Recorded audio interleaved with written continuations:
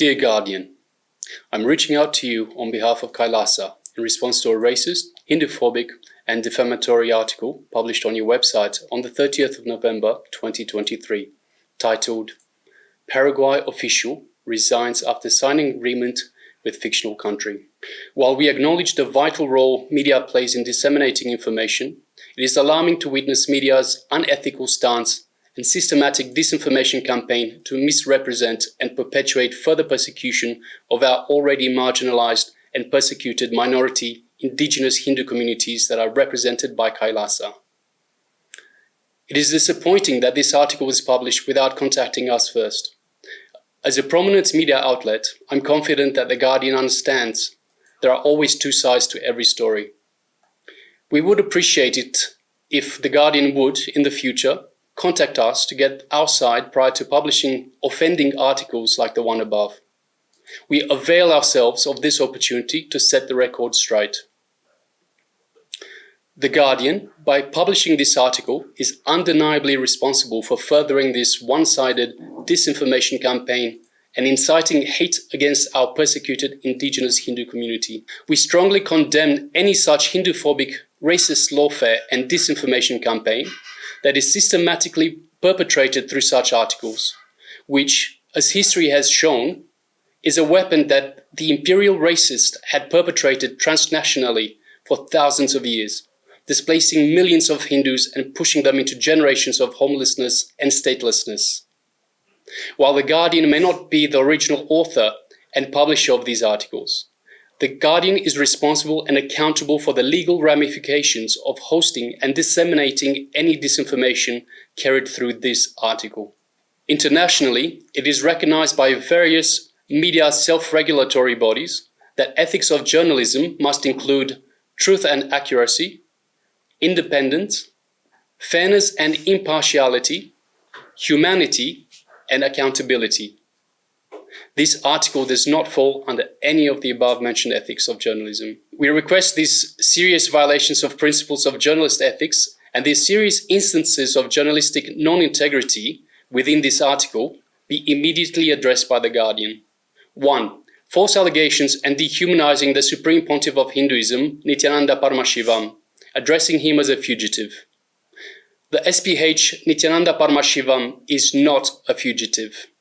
The SPH is a persecuted individual whose basic human rights were denied, which is well documented with a plethora of evidence that can be shared with The Guardian on request. To highlight just a few points contrary to The Guardian's article, Interpol has rejected any request to issue notices for the SPH Nithyananda Paramashivoham based on the evidence presented. Furthermore, a US court order exonerates the SPH Nithyananda Paramashivoham. An Ohio District Court ruled in favor of the SPH Nithyananda Paramashivoham and fined the false victim nearly $500,000 in penalty. See United States District Court, Southern District of Ohio, case number 2, column 13-CV-00526. The omission of the US court order that exonerated the SPH Nithyananda Paramashivoham of false accusations, while at the same time and in sharp contrast, actively spreading disinformation in relation to the above-mentioned false accusations, are strong indicators of journalistic non-integrity on behalf of the authors, the editors, and The Guardian. 2. Defamatory disinformation against the SPH Nithyananda Paramashivoham, false and malicious allegations of rape. It is important to note that despite nearly 15 years of malicious persecution in India, the SPH has not been convicted of any crime. The unproven allegations in India of rape are false and malicious. Moreover, the SPH, Nithyananda Paramashivoham, was proven innocent and exonerated in the US judiciary more than 10 years ago. The SPH, Nithyananda Paramashivoham, is a persecuted individual whose basic human rights were denied and has been subjected to more than a decade of lawfare. Many prominent world-renowned human rights advocates, such as King's Counsel Mr. Jeffrey Robertson, have given independent reports and legal opinions attesting to this very matter. 3. Disinformation about KAILASA, false portrayal of KAILASA as non-existent, and maliciously delegitimizing the Hindu nation through disinformation. Is Taiwan, Kosovo, or Palestine a state? Some would say yes, others would say no. What is incontrovertible is that self-determination and the right to freedom of religion are human rights which are enshrined in many international instruments, including the United Nations Charter. The right to self-determination. People with a common origin, history, language, culture, customs, or religion can turn into a nation through the awakening of national consciousness. A nation can exist even without a state, as is exemplified by stateless nations such as Palestine. Citizenship is not always the nationality of a person. The United Nations International Covenant on Civil and Political Rights, the ICCPR, which is recognized by 178 nations, in its very first article declares, all peoples have the right of self-determination. By virtue of that right, they freely determine their political status and freely pursue their economic, social, and cultural development. The right to freedom of religion.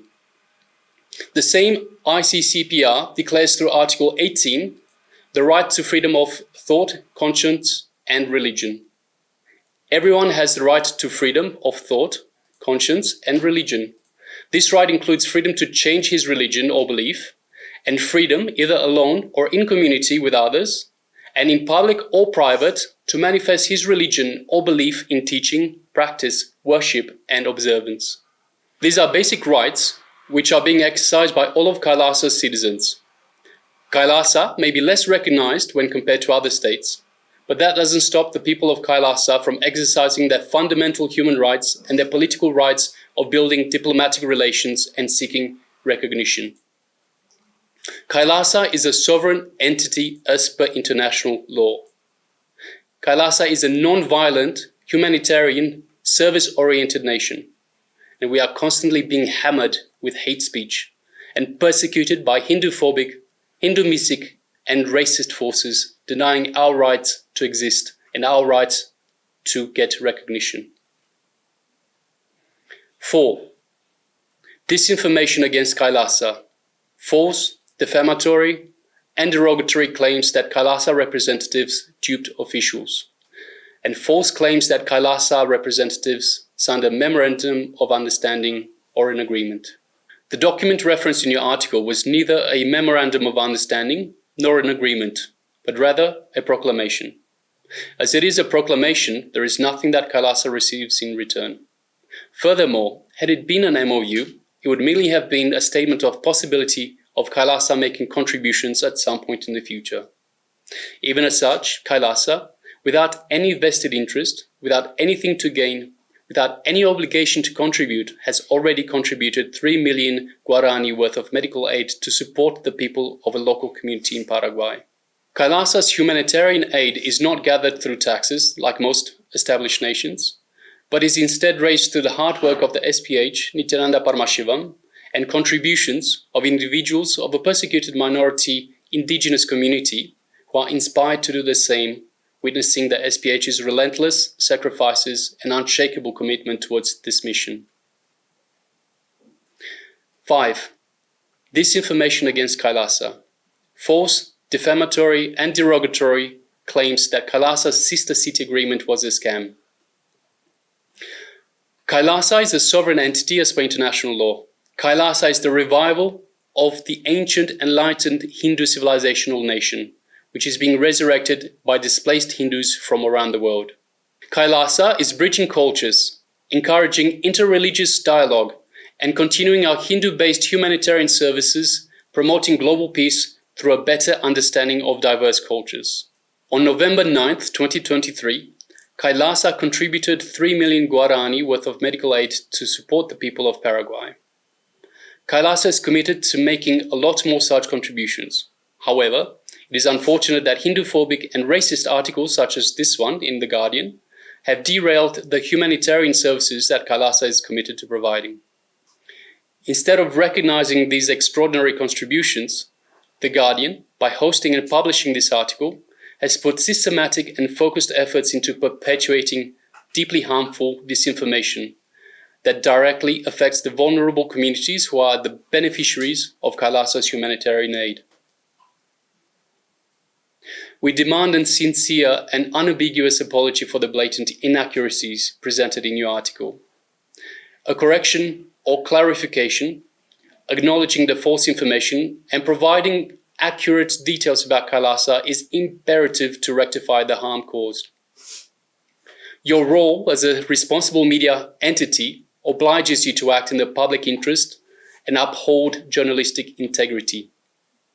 We anticipate your prompt cooperation in setting the record straight and, in doing so, cease the perpetuation of harmful narratives.